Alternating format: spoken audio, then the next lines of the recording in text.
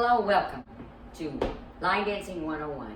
I'm Madonna McDowell, and I'm going to be talking to you today about how to start line dancing. And my theory is you start at the very beginning. And the very beginning means you start with doing your homework.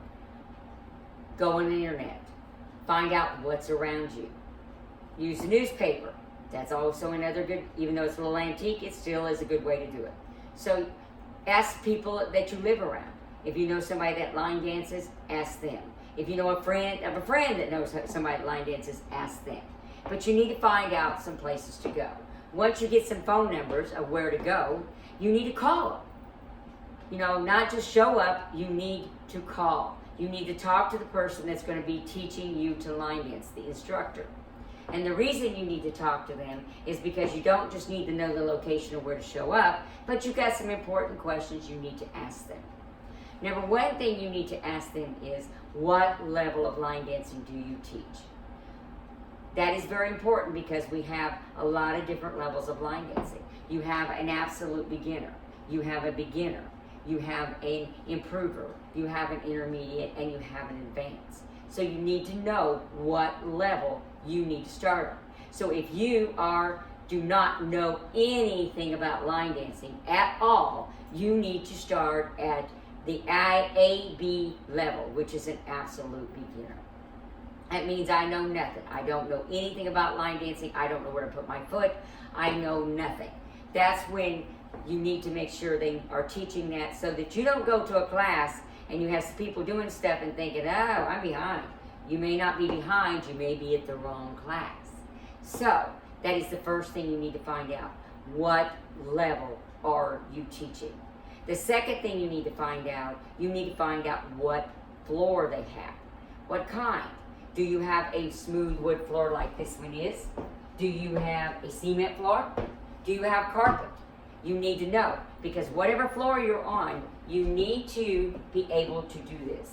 If you can't do that easily with your feet, you have on the wrong shoes for the type of floor that you're dancing on.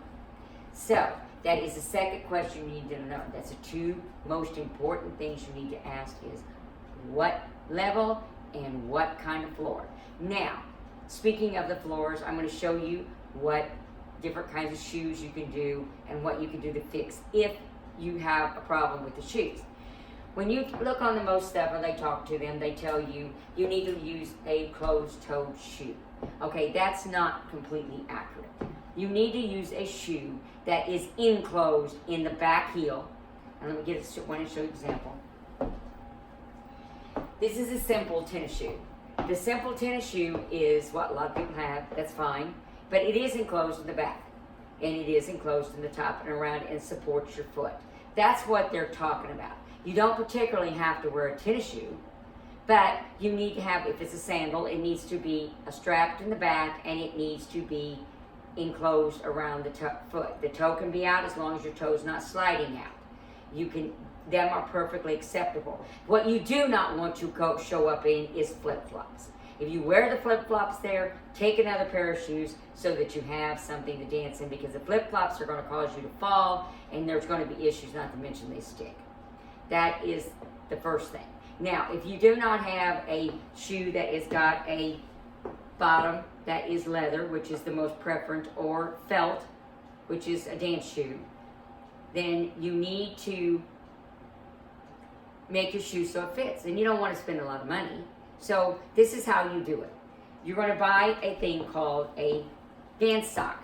Now I'm going to show you here so that you can see what I have. Okay, this is a dance sock.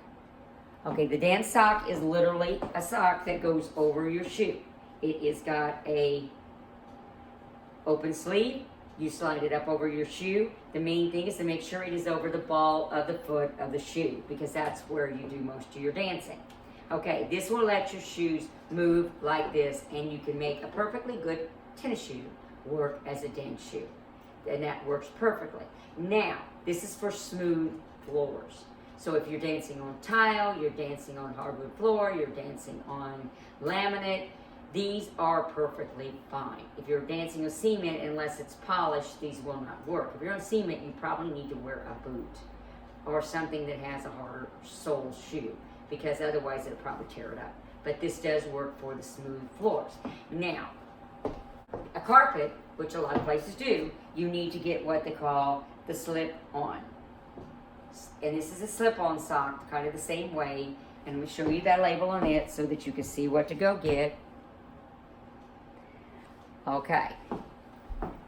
This is a slip-on shoe. The slip-on shoe, the difference on it is that it goes over your shoe the very same way the other one does, but it has a ribbon at the top. As you can see, ribbon. It has a piece of at the bottom, and this is more like a heavy elastic, and this lets, when it stretches, it keeps the friction from being on the carpet, and this lets your shoe move.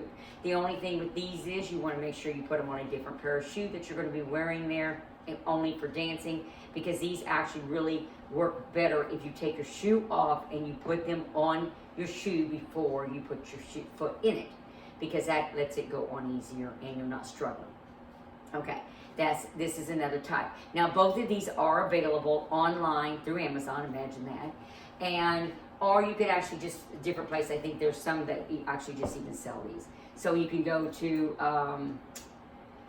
shoe place that sells dance shoes, dance costumes, things like that. They also generally have these, and they are called a dance sock. So that you need to look for those, and they will make whatever you are using work. Now, that's the second thing you need to do. So remember that you need to check and see what kind of floor they have. It's extremely important to know before you go, so it puts you more prepared. The third thing that you need to do is that you need to take stock, and you know this, what is wrong with you? Do you have dizziness?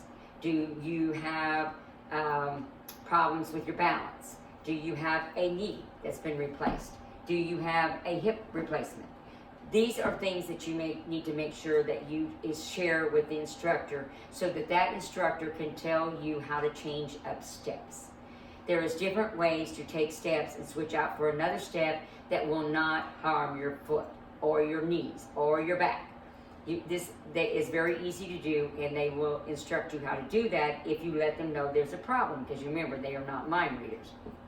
And I'm going to give you an example of that. I'm going to back up a minute and let you know. Okay, now what you're going to be doing is that say they tell you to do heel splits. A heel split goes out and in. Now if you notice a heel split with going out and in, you bend your knees a little bit and go out and in, but your knees are getting a strain on them when you do that. So instead of doing an out and in, that you could take that out by doing a bounce. An out in is a 2 count. It is a 1, 2. A bounce is a 1, 2.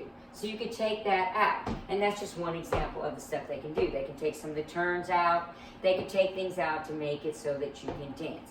The biggest thing is, do not say, oh, I can't go dancing because I'm dizzy. I can't go dancing because I have a bad knee. I got a bad hip. Don't take your life away and put it in the closet because you think you can't do this stuff. You can. And you will enjoy yourself, and you'll be more happy with yourself as you can, not to mention the fact you'll probably improve your health. So that's another thing that you need to do. The fourth thing that you need to do is you need to take water. You need to take a bottle of water. Now, if you take a 16-ounce bottle of water, don't bring that 16-ounce bottle of water back full. You have to take the water, and you have to drink the water. That is extremely important. And I don't know how many times I'm telling people, do you drink that water? Because they're still holding it. So make sure you drink the water. It's extremely important for you to drink the water. Staying hydrated is the most important thing that you can do for anything, because when you're line dancing, you get hot. I don't care how much they turn that air conditioning down, you get hot. Okay, so that is the other thing you need to do. Now the fifth thing you need to do is have fun. Go in with an open mind. You chose to go line dancing, you chose something that's going to be very good for your health. Go do it, enjoy it. I have people tell me I have 2 left feet, but the last time I checked, we all had a right and a left. I don't see anybody that's walking around with 2 of them. They're walking a little funky if they do.